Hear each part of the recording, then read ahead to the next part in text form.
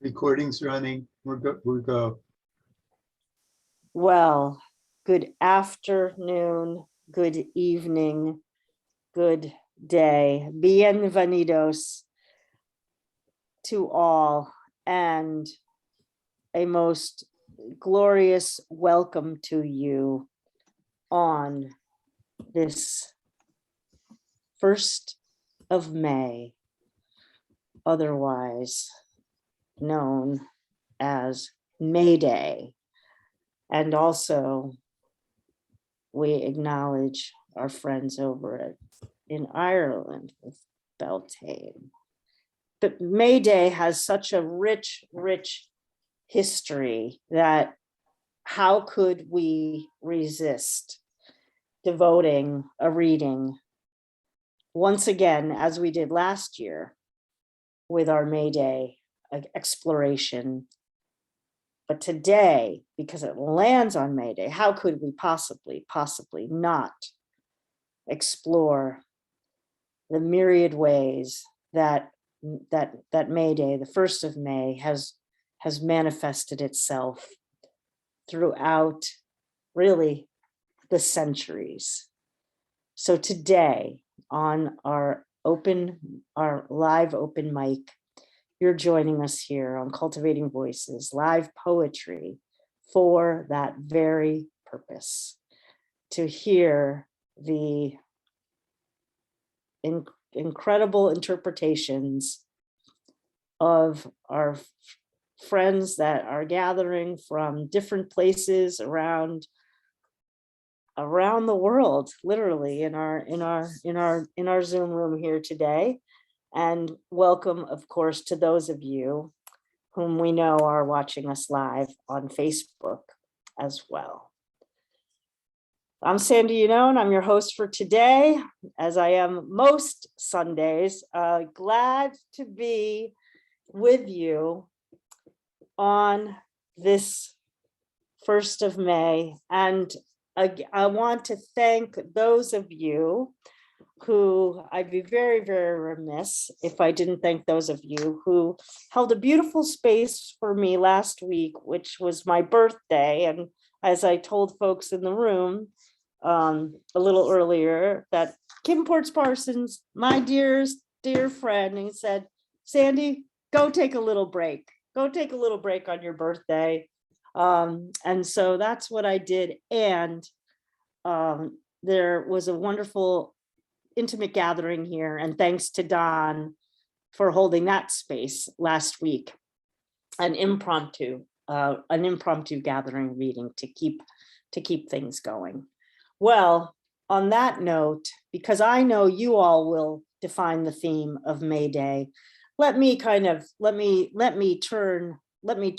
the reading over to all of you, our dear readers for today. Well, our first reader, as each reader, as I've mentioned, will have up to 5 minutes to explore the theme of Mayday. And I'm so looking forward to hear first today. We welcome Isaac Cohen, who will be followed by Josephine LoRe. Thank you, Isaac. I'm so glad to have you with us and opening the reading today.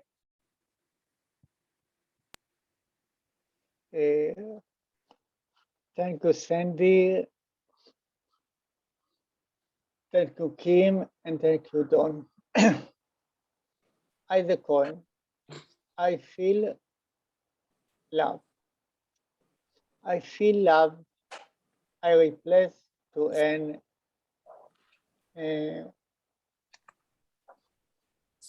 angel. You are love, you change to muse. How marvelous is to see angels loves muse. Thank you, Isaac Cohen, Israel.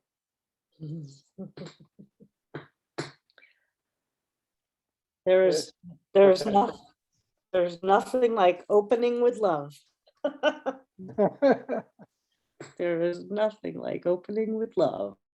on this celebration here today. That was Isaac Cohen. Isaac, do you have another poem for us? Did you want? Wait a minute. No. Wait. Wait a minute.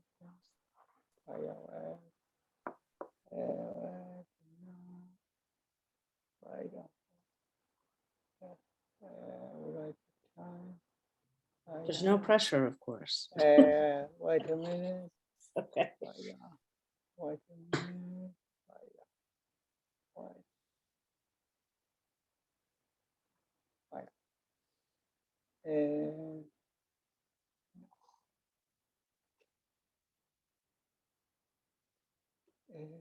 Wait a minute.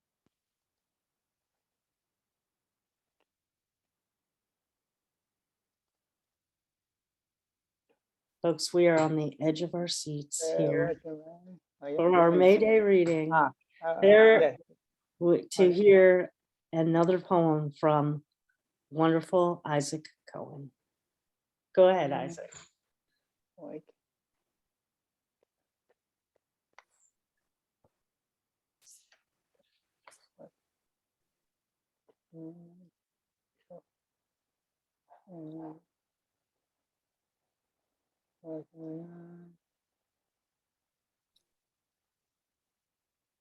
Yes. Yes. Yeah. The king no fight dream that the king non-stop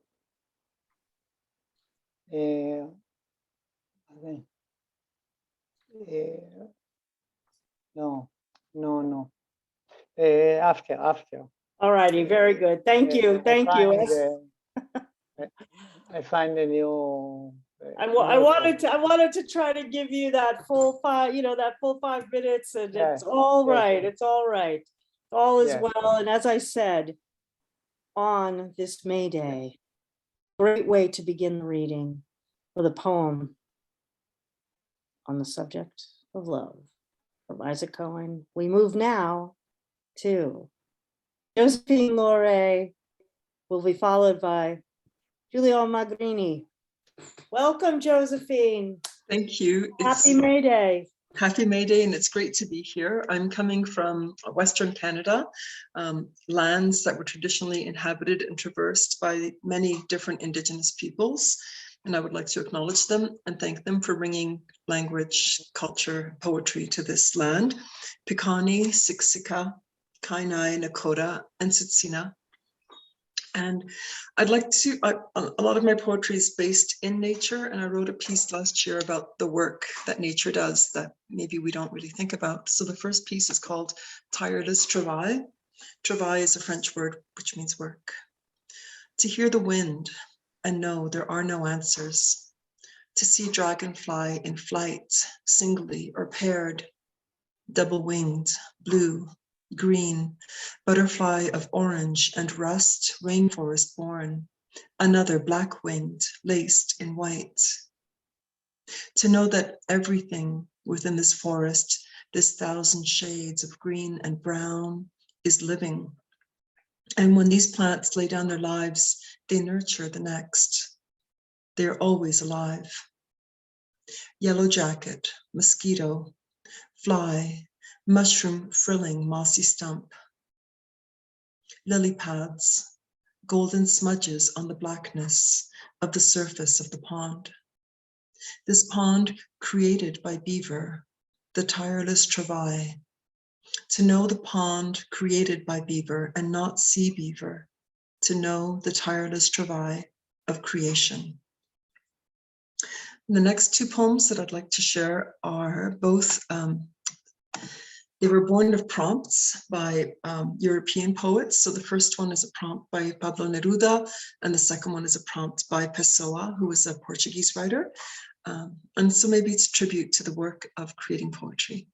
So after Neruda, the lines that I chose from Neruda were Escóndeme en tus brazos por esta noche sola. Hide me in your arms. Hide me in your arms for the clawing hands of time. Still the pendulum. Let the world spinning stop. Your heartbeat keeping rhythm to our love. Eyes convey words that no human ear can hear. Fingertips trace unspoken promise unto flesh. The sun goes down and rises up again as we glide our way back to the ticking talk of time. And when I read Pessoa, it was the first time I had read one of his poems, and it was very simple. It wasn't really seeped in imagery or any of the little tricks that we poets use. And it was about a stone. So that inspired me to write. The astonishing reality of things. Sometimes a stone is just a stone. Ice on the water, just ice. Cracks on the ice as days grow longer, and it slivers and it splinters, just cracks. And a branch, half submerged, half exposed, half in ice, half suspended in frozen air, just a branch. And the stone at the bottom of the pond where water does not freeze and fish do not die, just a stone. And the last piece I'd like to share is, it's based on a sonnet by Canadian poet laureate George Eliot Clarke. And I didn't hold myself to iambic pentameter or the rhyming scheme, but I wrote it in the sense of 8 verses of problem and 6 verses of solution. And the theme is certainty, or the lack thereof. Sonnet number 22, after George Eliot Clarke. I want the slow, sure collapse of certainty. Rain falling in the night, a crocus blooming on the bald face of a hill, books unopened, unread. I want the stumble, the pause, the downcast eye and singed brow, ellipses of love, spaces never filled with wanting or with words. The ring on the countertop, journals to which the keys are lost, strings unstrummed, songs unsung, watches whose hands hide the look of shame. Oh, to never dance again to the sultry beat of time. Thank you very much for listening.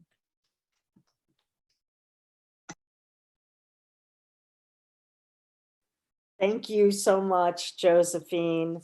Of course, always love when we're able to hear some of your work, and how great to hear the poems of Neruda and Pessoa. Beautiful, beautiful. Well, everyone, as you know, I try to limit between the open mics, I try to limit, because I limit my enthusiasm. I always want to comment, but I need to move us along and keep my comments to a minimum today to push us along. Next, we will hear from Giulio Magrini and followed by Marcella Remund.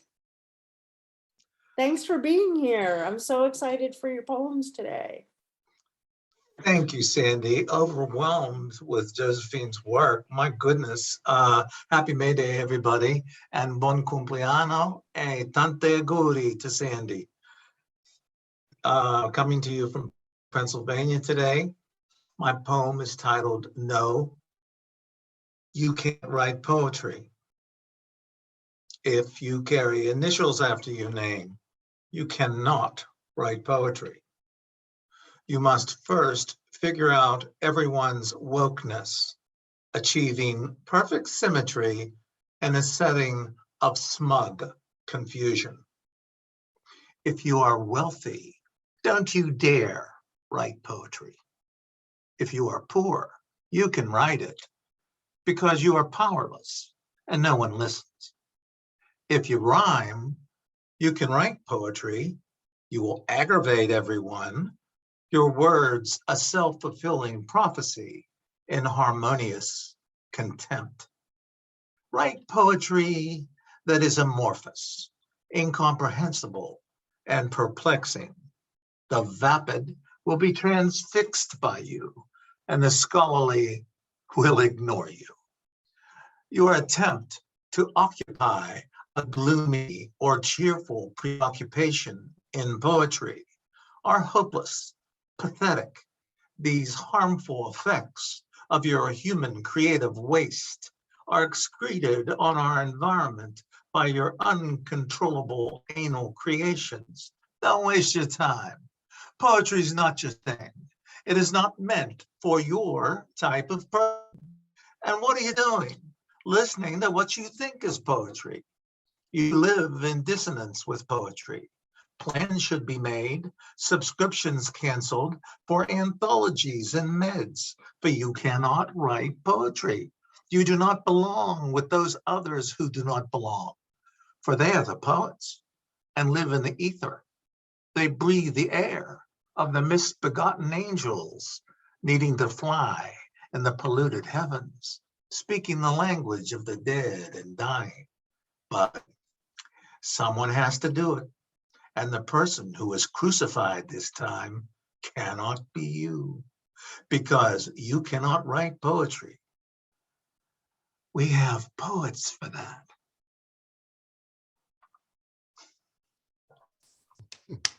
Don't we? Am I allowed to have fun on Mayday? Yes, indeed. Yes, indeed. We do have poets for that. And many are in this room. Thank you so much. I love. Oh my gosh. Well, to all the misbegotten angels out there, keep writing your poems. Keep writing your poems. Thank you so much. Thank you so much. Well, I'm very excited to welcome Marcella Remund to join us here on Mayday with all the beautiful guitars. And following Marcella will be Harvey Soss. Thank you for joining us today. It's so good to see you. Thank you, Sandy. And it's just sweeter than you'll ever know to be back here. So I'm delighted. I have three short poems. The first poem is not necessarily about May, but about the slipperiness of time. And it's called The Time Before. In the time before, when fontanelles were still open, I moved easily between body and there, like moving between a small room and an endless wild garden. In the time before, we recognized each other by the pulsing signatures of our heart lights, the timbre of waves and frequencies, the reach of rays. So much from the time before is gauzy memory now. Quick pictures that roll past just before sleep, like loose film reels left to spin, flap. I wake feeling the wrap of your thighs. There. Were dark and light the same there? Was there a cat sleeping on a chiseled stone? Was I singing, holding you, you holding me? In this time of yellowed paper, fading pictures, dust, let us keep a toe in the doorway. Keep the way clear so that together we can make our way back there, home to the time before. Wow, beautiful. And this is kind of a May poem, I guess. It has May, the word May in it. Hummingbird moth, after Ava Boland. On a late May afternoon, she appears, Himaris, beehawk moth, snowberry clearwing. She is here, not having come lazily along, but a sudden apparition, She is chimera, part heart-melting hummingbird, her fantail waggling, rolled tongue unfurled to dip into bee balm, million bells, phlox, and part nightmare, fringed antennae searching, yellow cape of fur, scaled wings nearly trans.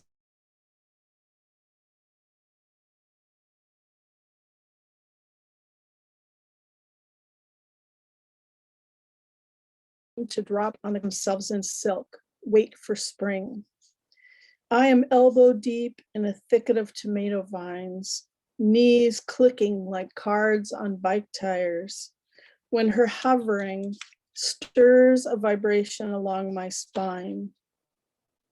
Like her, my season here is short. We will both beat our wings to exhaustion, and when too soon, glorious adults emerge from torn cocoons, we will fall down, she and I, burrow beneath the leaf litter and sleep. And this last poem I'm dedicating to my mother who recently passed away. This is called Even the Dog is Dying. Even the dog is dying, and I'm failing this latest test of my be here now mettle. I stare out the window at spring's green stubbled hills and wonder why something, anything, can't be permanent. Maybe this is the revelation in landfill plastics and diapers, hotels for post-humanity cockroaches. Beside me on the bed, the dog shudders in his sleep when I feel the tumor on his foot and wonder where. Spine, liver, spleen, the cancer has sent its invading armies. What soft tissue they occupy now, displacing, pillaging, subjugating his native cells. How can I be one with so much war? Across the room, my mother sleeps too. A generator's wheeze clank, spilling its useless oxygen into her, as if air alone is enough to keep us here. Thank you all.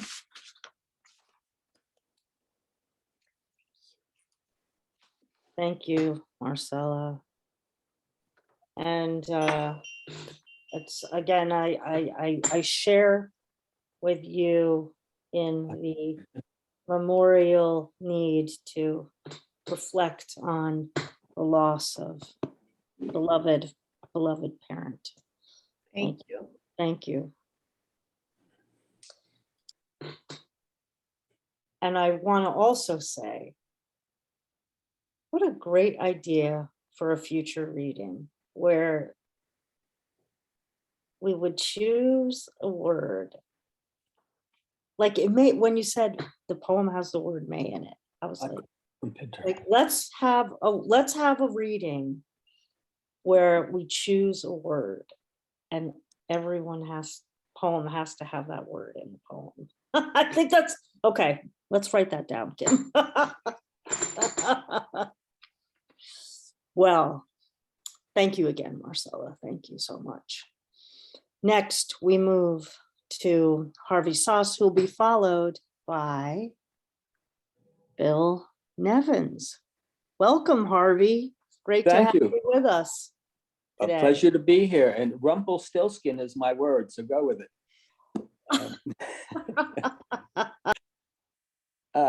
This is a poem that essentially references Mayday as the entryway to spring and summer at Coney Island, where those who are working take their vacations. And this one is called Other People's Vacations.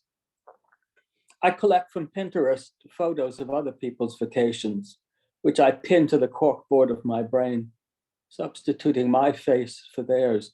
A trick learned from Coney Island concessionaires who, with a step right up and say ricotta, please, invited us to poke our heads do cardboard figures on the boardwalk, to cosplay before a tripodal camera as Gandhi, Napoleon, or Genghis Khan, Aphrodite, that leggy proto-suffragette Wonder Woman, or haughty Marie Antoinette with her head still on.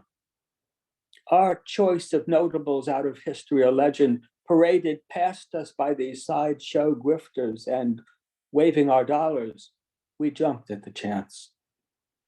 If only our English teachers and guidance counselors could see us now, transported in time to a future perfect, greater even than that which our hometown Cassandras, every class has one, a wallflower with a big mouth, foretold for us in the margins of our high school yearbooks, Barkers emboldening each of us in turn to be a star, at least until the next in line elbows us out of our avatar.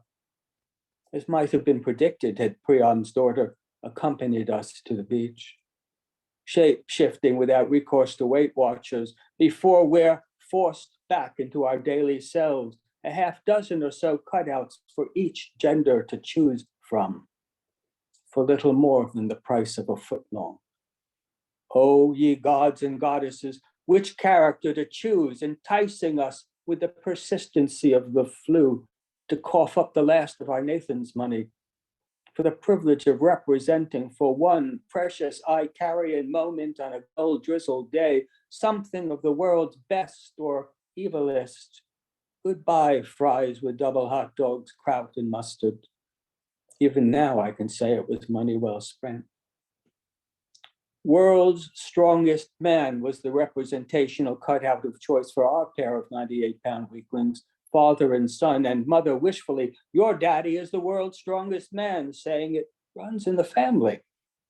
A bold lie I would repeat with uncustomary bravado at show and tell, passing around a dog-eared photo of my old man, genetically enhanced by cardboard, posing on the boardwalk between Cyclone and Wonder Wheel as his alter ego. After which, for a recess or two, schoolyard bullies would leave me alone, fearing Charles Atlas might indeed be my father, and that despite my 98 pounds soaking wet, I could be way stronger than I looked. Or perhaps the cutout figure was of a mermaid, and my mother, a bit skittish, having been encouraged to plump her head through, wore it well, with a Mona Lisa smile that would have stumped even a smartphone, lacking only fishnets to complete her transformation. How Hans Christian Andersen would have worshipped her, as my father did, and who could blame them? Creating a perfect storm of a teachable moment. Mama sleeps in our swimming pool. She goes there after she has put you to bed with stories and kisses, and this is why, as we have both told you, you mustn't jump into the deep end. Certainly not till you're older, so as not to disturb her or disarrange her bedding. Never, never jump into the deep end. Which may be why, duly cautioned, I could never do much more than wade in the ocean, mistrustful of the deep.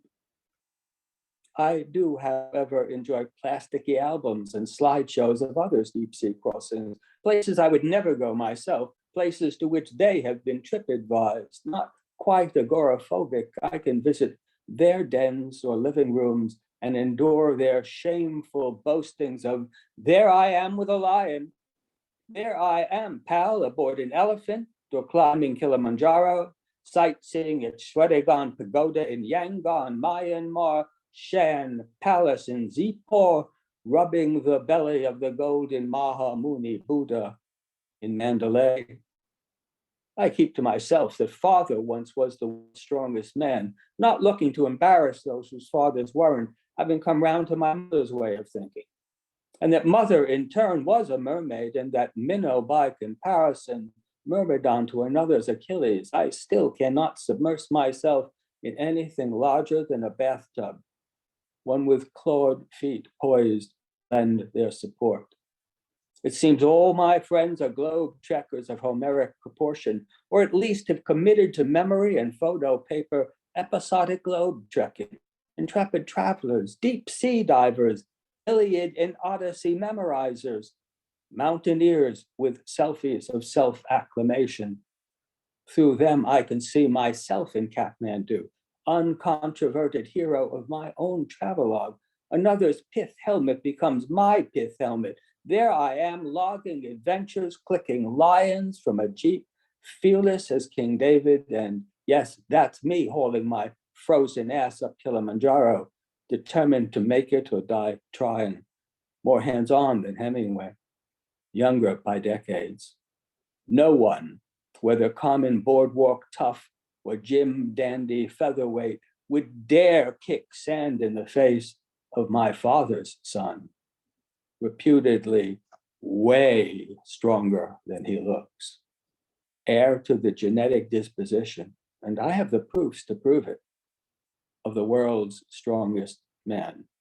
I had another short one if I have time. If I don't, then that's fine too.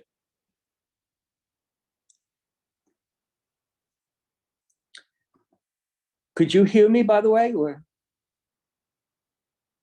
I can't hear you. There we go. Thank you. Okay. Oh, thank you Okay. so much.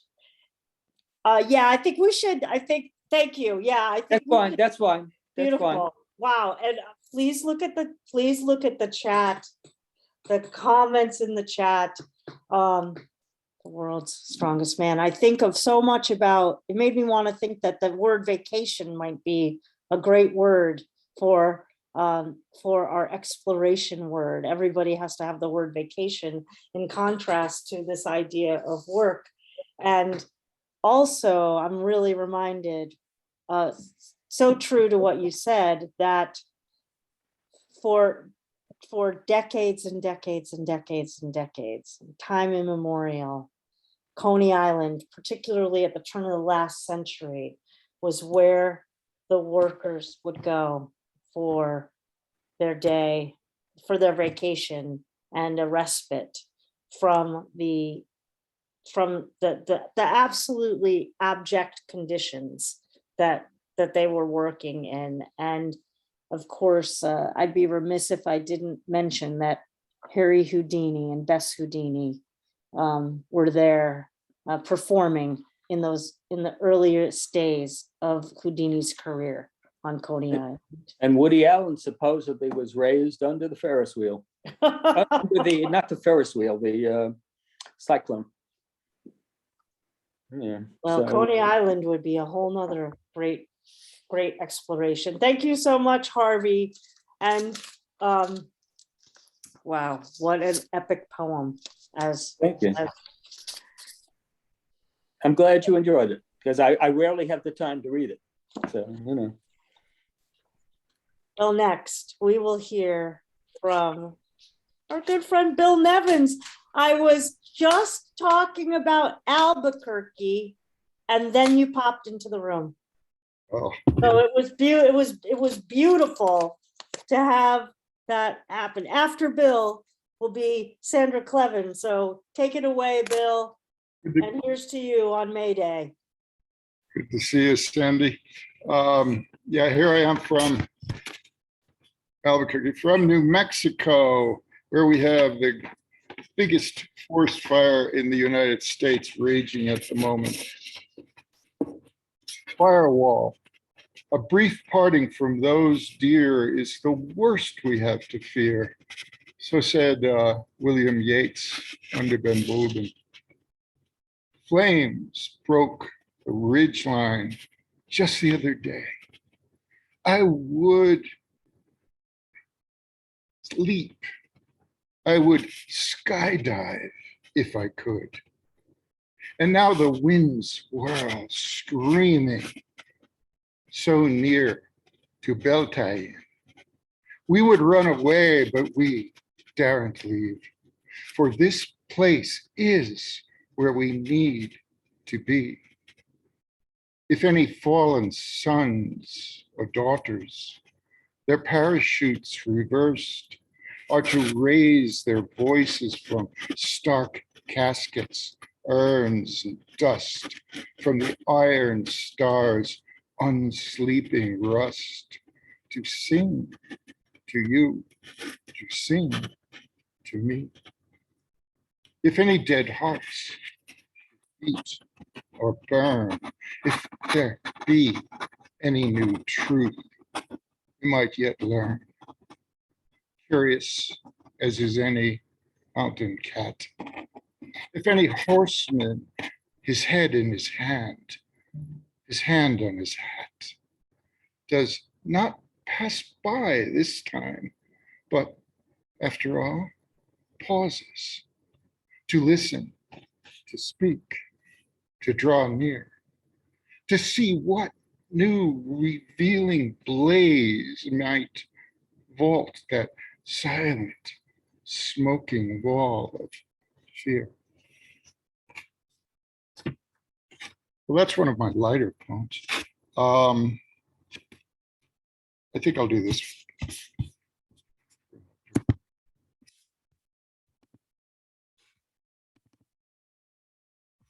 Red bird, no nuke is tactical.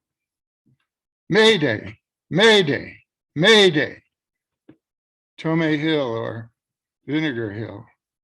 An incremental scale of sanctions, useless as Woodrow Wilson's rusty guns. 3 stark crosses or the starry plow. Good Friday, hangover Saturday, May Day Sunday, or the Monday morning rising after. Penitent brotherhoods, unchosen few, or Father Murphy's ragged troops waving blessed scythes in vain against grape shot. As famous Shamus recalled, provosts may crouch in sullen shadow or curse the fallen church, yet all climb to self-crucifixion. Martyrs tumble down. Is it less than a waste? Blood or time? Mercenaries and cuyanderas may gather dollars and herbs along their merry stroll down. 4 cups of wine, 20 foaming pints, or Olympia with onions, carrots, and the medicines of the angels, Crown Royal, Mota, Patron, or Pachin. Hoist your prayers and smoke. Glory to Ukraine. Don your red sash and dance. That unrattling snake still smiles. Allahumma, Amin. Mayday, Mayday, Mayday. Thanks. Thank you so much, Bill Nevins. Appreciate always you attending to the theme. And today, everyone, we are celebrating and exploring, contemplating, reflecting upon the constellation of Mayday. That was Bill Nevins, and now we will hear our next interpretation from Sandra Kleven. Welcome. Hello. Hi, everybody from Alaska, from me and Cynthia, who's reading next. We have prepared as quickly as we can. My first poem is called Life Drawing, and it's about connections and divisions. Written for Aaron Carver. I carry your heart with me. I carry it in my heart. E.E. Cummings. Draw a thread to see the fine divide. The reach from here to there. A line divides, connects, accords, past to future, day to then. What do we know of lines and threads, of cutting and joining the loop in the coil? How lines and strands combine to weave reckless scribbles into a light coat for summer. How strings entwine, enclose, stitch up, lines draw a thing together to make perhaps a purse, a tarp, a stocking knit, a cap, a braid, the lace in the shoe he taught her to tie. Lines connect, surround, and fold. Lines sweep a filigree arc, enclosing a circle of puddles and grace. To cradle, protect, encircle with lines, a child, a promise, a trust. Cords bind a father's hands, shaping a prayer, a plea, to end this luminous trial, or best to take it in her place. A line from a song, his daughter is dreaming. Beautiful dreamer, a promise, a wonder, a girl, drawn together, aligned. And then I'm going to read a longer one that is a joy to read. And I'm not even sure about, I'm calling it's the title is Dredging for Nickels. And you'll see how, I don't want to explain it, and I really can't. Today the river runs sluggish and dim, but it ever floats impossible fruit arising from deep orchards, where water bees for silken seeds down the throats of drowned blossoms, with names like limpet, rattler, aswa, zool, periwinkle, lugubrious, and ringtone. Sex sparks and a fat bud bursts toward another kind of birth, and the teeming vines twine, and the odd graft takes, and the churning work counts cadence in the cutter's brine beneath. 2. Surface ripples signal something new is washing up, something ragged and purple has beached against the headland. Turn it with your toe and it becomes a twisted child. Her hair is lank and dirty, and her mouth is stained with berries. Her long eyes look past you toward the sea beyond the morning, and her lips purse to shape a word, a name, a call. Then the night breaks its tooth, and the cockeyed child is laughing, and the circles in the water signal crazy to the raven, as you scream at reckless heroes in the wrong place at the wrong time, who have taken all your nickels and dimes. 3. Charged coins fret along the staff of all that's holy, and a plump, bony pony breaks the stippled service, gasping. She names the pony Penchant, and they trot along the beachhead, bare naked like Godiva in the wicked winds of Norway, where sullen hills bear down to hush the jabber of the senses, and the girl twirls to music from a wind-up record player balanced on the palm of her hand. 4. Today, the river runs rakish with rust. You scar the surface in a sailing rig, riddle the moon with rivets, speckle your wrists with seed. When your drowning is nearly done, the river coughs up impossible fruit, and you know you will make it when gleaners bring baskets of monkshood, manna, and hay.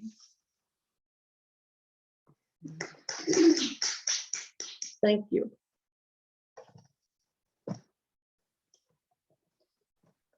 I love what Kim said in the chat, which was a feast of sounds, and I might add a harvest of sounds.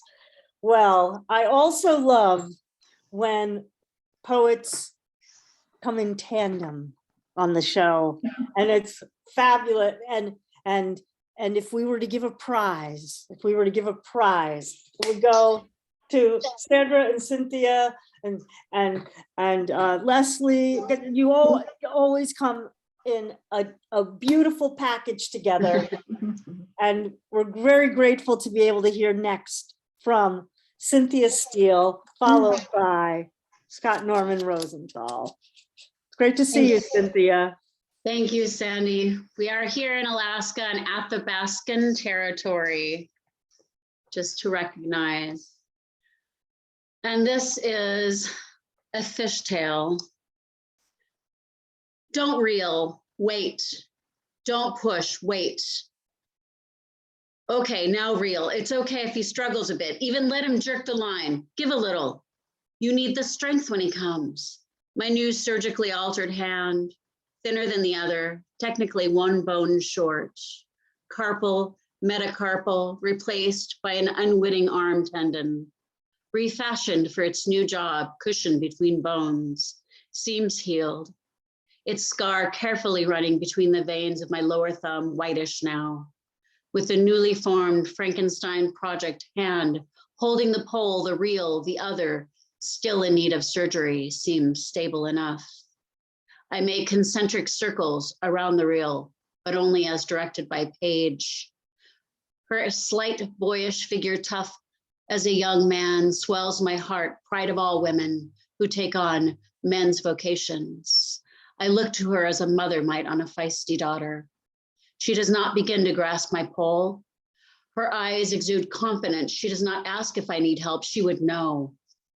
This is an endurance, not a Mayday call. She watched people time after time bring one in. No doubt, if I let go, when he pulls and strips a bit of line back out to the sea, then slacks, and I reel, it will come to fruition. I'll bring it. I brought it with borrowed confidence, I'll say, with a new hand, with adrenaline surging through the still ill hand, removing memory, removing pain, and embracing the new, the inveterate fisher, the culpable one, responsible for the life. Now adrenaline takes attention, turns other people on the deck into muffled voices. Probably my husband's daughter, Sarah, asks if I'm okay. Probably his other daughter, Beth, asks if I need her to take over. Probably my own daughter, Shania, calls out, "You can do it, Mom." But they're a chattering cacophony of mouths, all moving but no sound. So I stay on reeling. The process, they say, took about 20 minutes to bring in this fish, and I never dream his size. Just know he is possible, he is mine, as much as I know the likelihood that he will undo me and I'll fail is slightly in his favor. Another member of our crew, husband's coworker, Robert's 240-pound fish today, and how he had help from at least Beth and maybe others. Bringing him in was like capturing clowns in a circus, putting them in a cannon, flipping and rolling comically out his hope, slippery with slime, skin, strength, enough to get free, yet Robert's willingness to even let Paige help him certifies him with something I'm absent, the ability to allow anyone to take over my life, my great feats, my Moby Dick. I feel the slippage of line and my own skipper encouraged female team bringing in my own whale. Every once in a while, doubt creeps in. I feel it's a chicken, a tangled line. Someone's got my line. But the longer it went on with no one calling out, the more the evil hope, the dreaded three-headed hope, reared its head, possibility, fruition, satisfaction. And I know a few, some 5 minutes prior, that it would be something. So the sun shone down, the daughters cheered on, the men weary, my own husband chumming seasick, but trying to appear excited and trying to photograph the big event. My pores ooze with gratitude for where I find myself on the deck of the Sweet Pea with Captain Matt and Skipper Page writing, or rather allowing nature to write my story of abundance, of loss, of the return of the three-headed hope.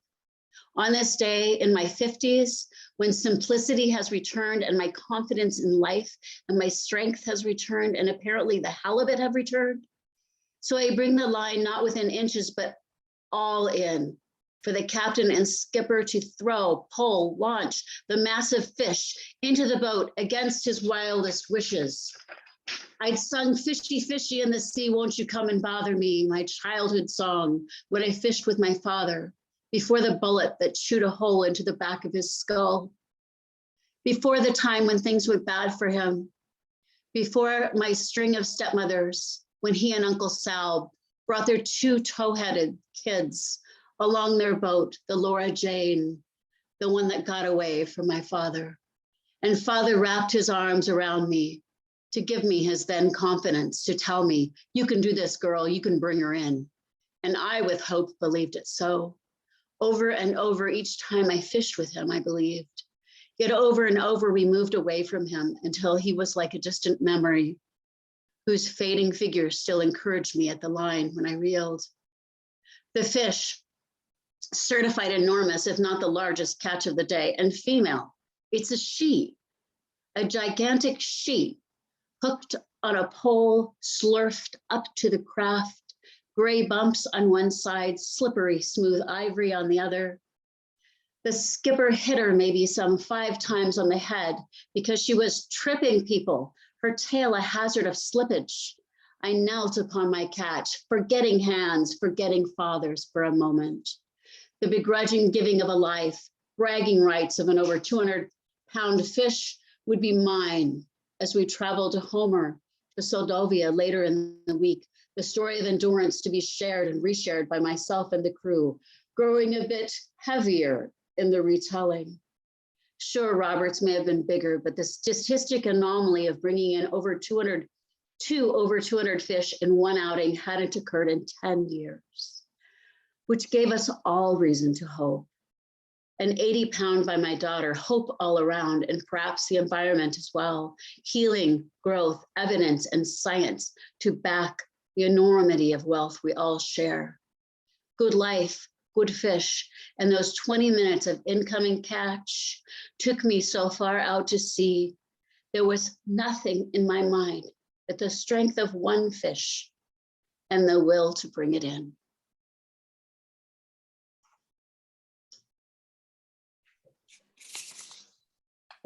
I'm amazed at how this particular theme of Mayday is truly bringing out the epic stories, the epic stories.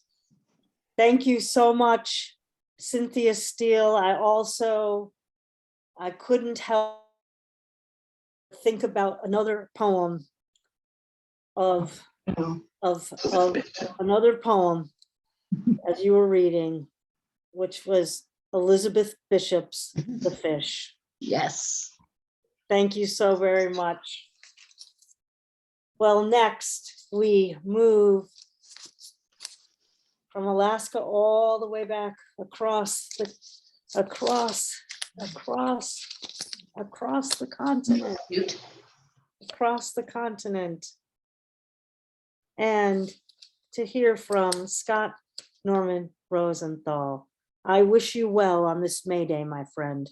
We're glad you're here with us today. Thank you. I'm going to start out. I recently kind of, I'm reconciled to the existence of the sovereign state of Israel, but I praise the divine. I'm not reconciled to governments abusing people. That's not the same thing. This is a death prayer, a Kaddish, for Daniel Kiner and for Meir Kahane, Jewish, racist, dead. Sleeping on grates and in doorways, where the echo of the law falls and the rain goes. Poor people throw stones at soldiers. Boundaries of nations shatter. Go! Dance with Hitler in hell, or climb the fountain of eternity to the throne of Godhead. But go. Leave us alone. Let us live. This one is a Passover hymn about the Nicaraguan Revolution. There was a bunch of people who had visited that sovereign state, and we were sitting around in a circle, and then our consciousnesses mingled, if you believe in such errant superstitious nonsense, which I do. And the next morning, I came up with this to the tune Derry Air, an ancient tune. Up through the hills, the farms are burning. Down through the roads, the people, they do go. My sister here, a brother's heart yearning. We may find a way, we may rise and go on home. We'll be clouds passing through the morning. Clouds of stars will light us through our dreams.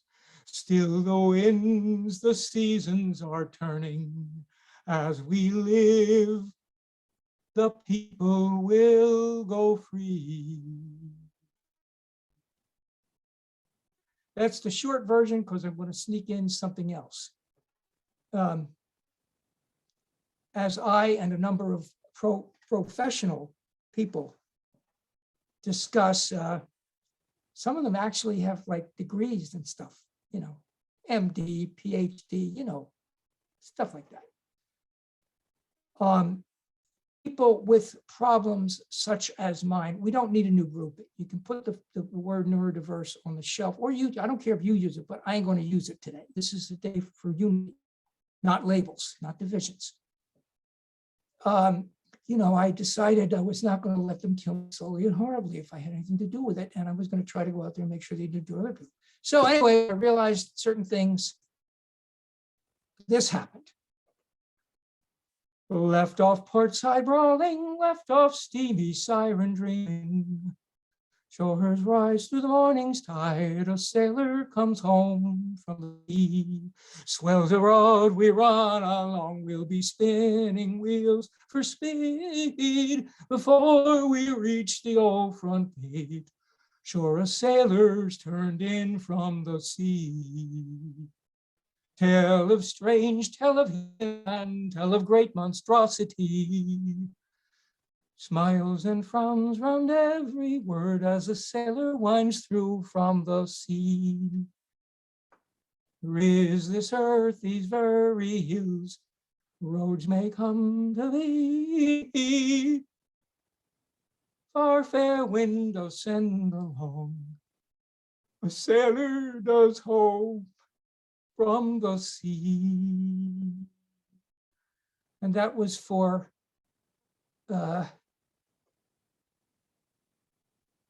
Reverend String, and I forget who else. Gotta look it up. Thank you. Thank you, Scott Norman Rosenthal. Just when I think, you know, I can never anticipate what we will be hearing. And I think of like now the sea shanties, and also I think of a memorial to fishermen that stands in the harbor of Gloucester, Massachusetts. The fishermen at the wheel, with the saying, "They that go down to the ship, they that go down to the sea in ships." It's a memorial that I've stood in front of many, many times, as it is the hometown of my beloved mother, who is here with us today. Thank you so much. Well, we are continuing to explore the vastness of the theme of Mayday. And now we move to poet. I always enjoy whatever you bring to our stage. Joanne James. Thanks for being with us today, Joanne, and sharing. Thank you. This is just wonderful. It was really brilliant to be with everybody. This group is so important in my life, my poetry life. I'm a dreamer, so my idea about the Mayday or May is came from dreams. And my grandfather, who was from Ukraine, his family, I still have family there in the Ternopil. It's kind of a smaller city southeast of Lviv. I keep thinking about my grandfather. I found some poems that these two just wanted me to read them. And my father, who I'm named after, Joe Warbick. It's taken from a line from Dylan. Mercy walked the plank. Shelter us, mercy. We fall into disrepair. There is falling a tunnel, our cryptic blood vessels beneath. our primitive skin. Have mercy our ancestors who crowd the sidewalks in the cities of our dreams. Dream mercy the rest is people talking to themselves, people with tears in their eyes, who sail the ocean, who take the planes and climb onto trains. Mercy, we thought that would never end. We would never say goodbye. Wondrous mercy that brought us Kmart blue light specials. We click on it, this sense that we have been named, mercy through wires, through wireless. With mercy, we will have our ashes carried out of here in those little white plastic Chinese takeout bags that say, have a nice day. And I'll read one more. And this one I just recently, I wrote it maybe a couple of years ago, but it's just been one I love right now. Angel, make me a body with beautiful clothes made of clouds. Make the burnt toast a spirit offering. Wherever I am fleeing, make me a body like a Louis Vuitton suitcase. My wrists and ankles, my blood vessels and inner ear can go in high style. Let me seize joy even when there is a cripple wing of stumble, a jealousy of tremble. I am no genius of letting go. I dig my heels deeper. My father said he was never going to die.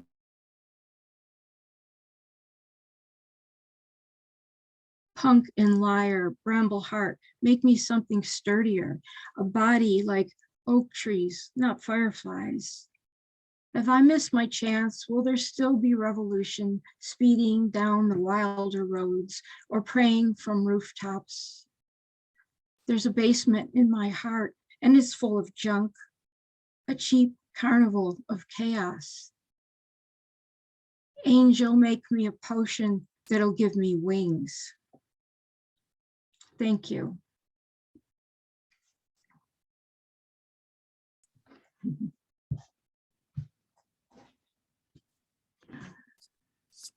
If I miss my chance, will there still be revolution?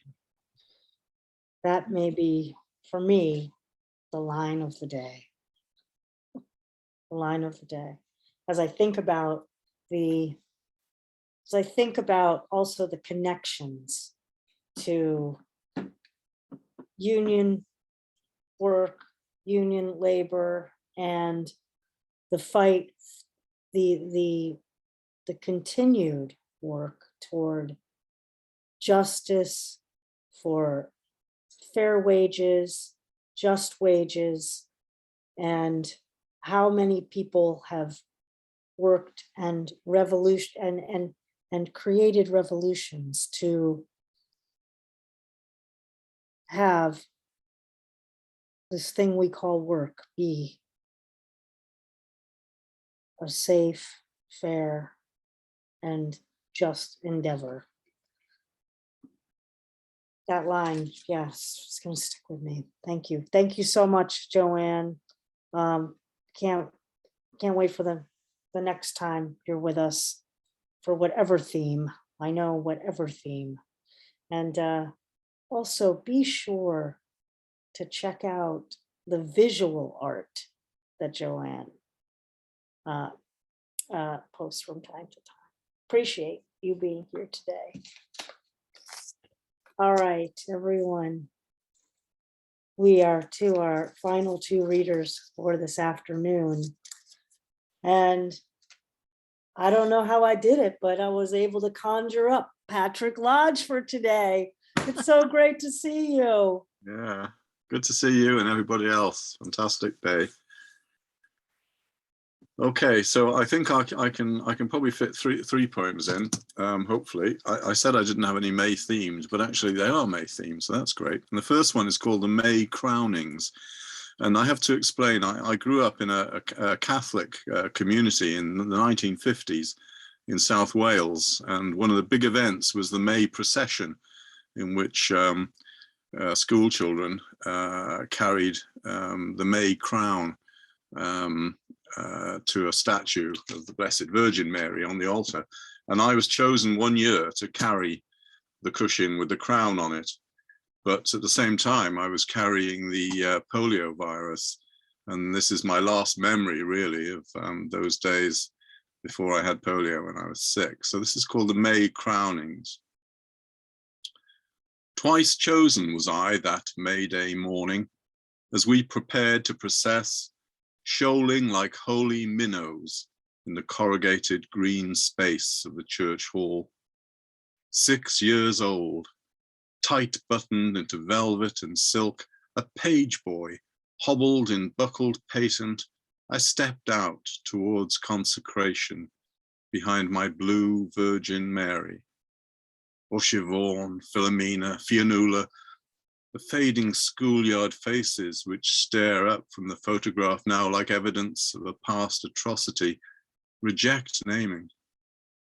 But then, awkward and angular, in elbows and knees that needed growing into, the girls, sinless in their Sunday dresses, cardigans like damp folded wings, held tenderly before them baskets of spring flowers, as if they had just alighted and would soon fly on.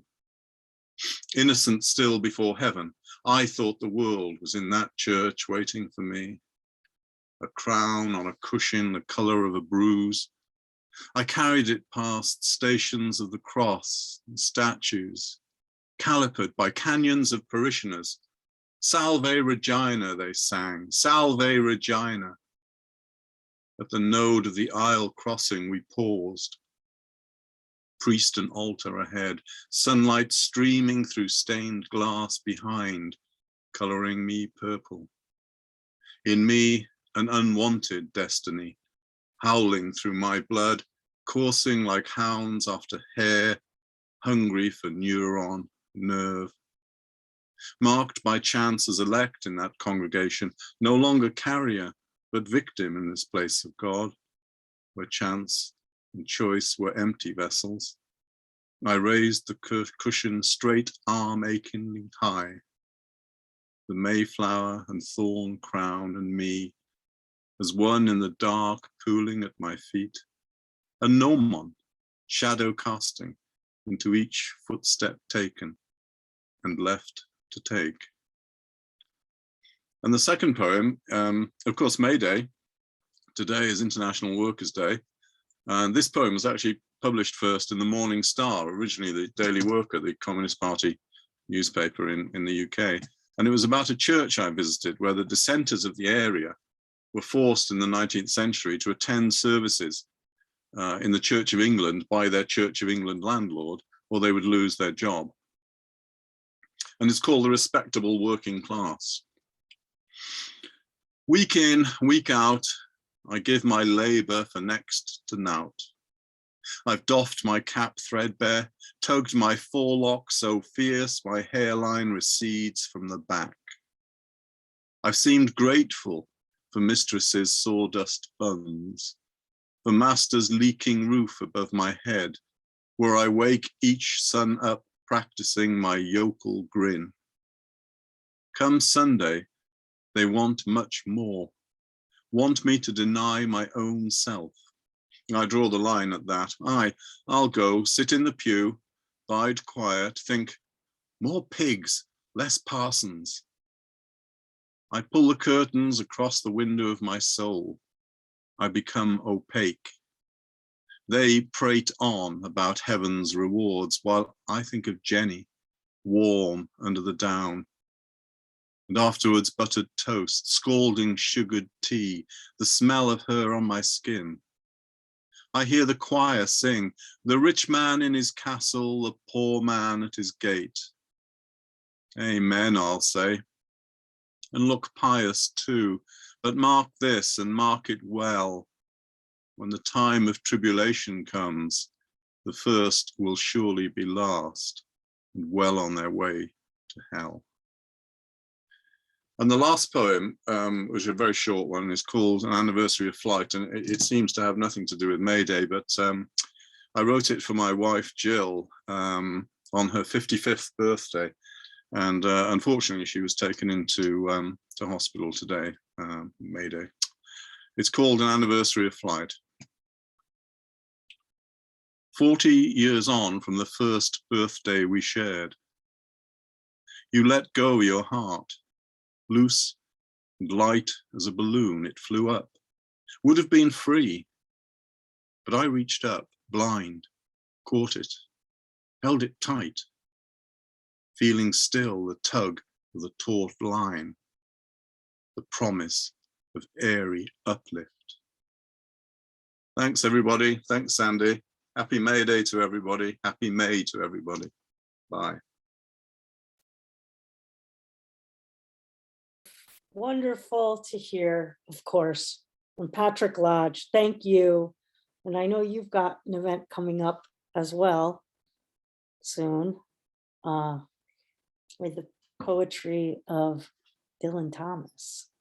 So be on the lookout, friends. Post on Cultivating Voices about that. And folks, I know you'll love to attend that reading.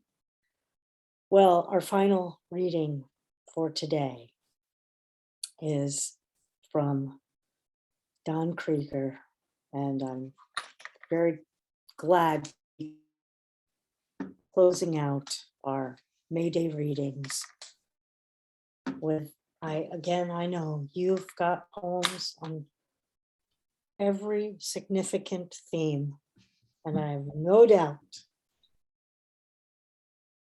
that you will come through once again today on the theme of Mayday. Thanks, Don. Thank you, Sandy. Thank you, everyone. Patrick, I hope Jill is okay. If I understand what you said, that's actually I can't believe it. so many real things happening these days and every day. Anyway, these are, I want to read two poems about work. As Patrick and others pointed out, it's International Labor Day.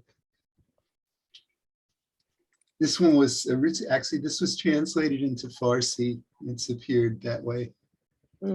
Yeah. Dream Street. I left her the house and got a place on Torley. Each night the neighbors put chairs on the sidewalk, turn the TV face out, drink Iron City, and watch the kids play in the street. I get home from work at 6 or 10 or 2, shower and then sleep with eyes open. A child shrieking on a hospital gurney, her spine flayed and straightened, the smell of burning in my hair.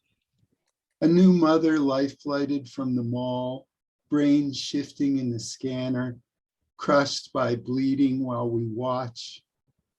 We drink coffee and wait while a father facing doom in our hands says goodbye to his children. Each day I pedal in over the Bloomfield Bridge or drive when called at night, never dreaming what will come next.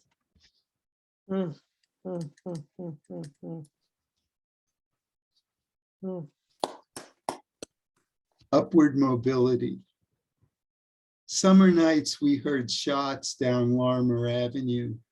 One day, Bo, who barks at everyone, shat in the neighbor's yard again. When I got home from work, the neighbor rushed at me with a shovel. I bought a place across town by the city steps to the Alderdice ball field. You can hear the kids up the hill at night, all hied up and laughing.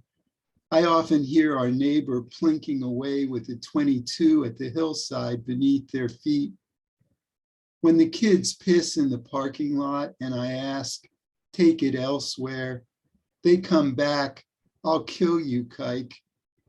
I've thought about calling the cops, about the kids, and about the neighbor. Where I work, there's a loading dock in the basement, women in paper coveralls, busy, laughing. You can smell the morgue and the incinerator. When I walk through to the stairs in my office, I feel like a Jewish kid at the front of a 50s Florida bus, ashamed of my privilege and invisible. That's upward mobility.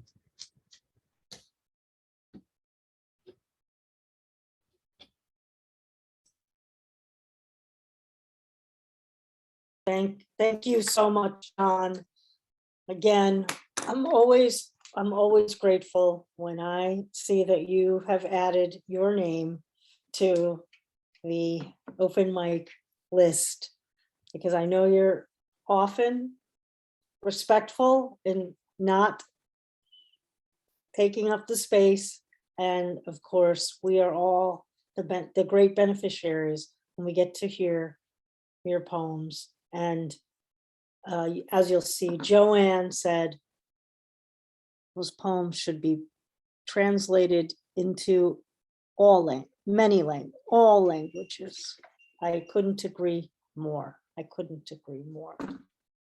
Well, everyone, you have been joining us today here on Cultivating Voices Live Poetry for a quite remarkable cavalcade of poetry on the much multifaceted exploration of the significance of Mayday.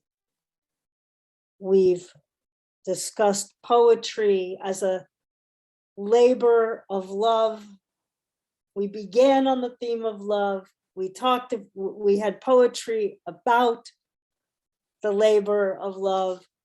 We also heard poetry about labor, the many, many facets of labor, as well as the sense of fertility that we find in the beauty of nature, and how that is reflected on what many, many, many cultures is to have the Mayday polls and rituals on this Mayday, as well as marches all around the world. Well, we heard today, as you're just seeing in our chat, if you're here with us in Zoom, I'd love to remind you all who we heard from on this most celebrated day and evening for some. We heard from Isaac Cohen, Josephine LoRe, Giulio Magrini, Marcella Remund, Harvey Soss, Bill Nevins, Sandra Kleven, Cynthia Steele, Scott Norman Rosenthal, Joanne James, Patrick Lodge, and we closed with Don Krieger. Again, I'm so grateful for all of you joining us today for our exploration on the theme of Mayday. I also want to thank. May we cheer? Oh, of course we may cheer. Thank you. Yes, thank you. Yes, thanks for prompting the cheer. Unmute and cheer. Well, that Yay! amazing reading. Enthusiasm gets the best of me today. Fecundity, yes. Fecundity, yes. Yes. Beautiful. Thank you, Kate. And thank you one and all for being, those of you joining us here in our beautiful Zoom studio for our reading, as well as those of you listening and paying attention on Facebook. And as you heard, I'm coming to the next reading. Our next reading next week will be Sunday, May 8th. Join us back here as we join in celebration of another celebrated Sunday many, many countries around the world, although not all celebrate Mother's Day on the second Sunday of May, but some countries that I'm aware that do, just for a little bit of information here: Finland, Denmark, Australia, Belgium, and of course here in the States where I'm sitting, we celebrate it as well. There's numerous countries, so come back next week and join in the footsteps as Marcella did this week, gave us a wonderful poem in tribute to her mom. Come, and if you are able, bring your mom to the reading, read her a poem. I hope my mom will be here next week, and I hope that all of you will be here next week. I thank you all again. I hope that you all have an incredible week where you bask in the fact that we've just rounded out National Poetry Month, International Poetry Month. There's so many celebrations of poetry in the month of April. But again, we turn the corner into May and we just keep the poetry going. We don't stop on a dime. So join us back here next week on Cultivating Voices Live Poetry. I'm grateful for each and every one of you for joining us. And I'm grateful for all the poetry you shared. And I'm grateful, of course, to Don Krieger and Kim Ports Parsons for being the true anchors of this series, Cultivating Voices Live Poetry. You see the graphics every week, the beautiful graphics. I love the graphic in particular for this reading today that Kim puts together for us. Everyone, you continue to bring your, as I said, labor of love of poetry to our stage and other stages around the world.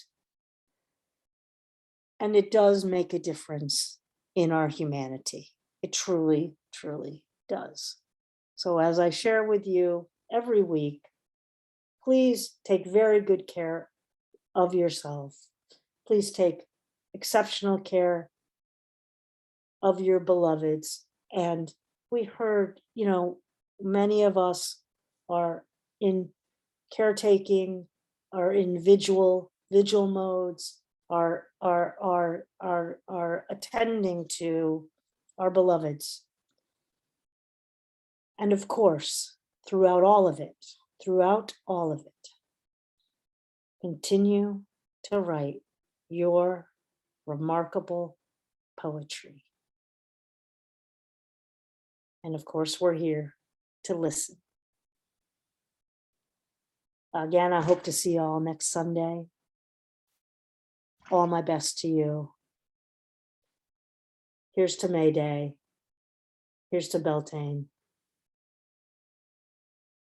And here's to the workers of the world. And fertility of the land and the sea. See you next week, my friends. Be well.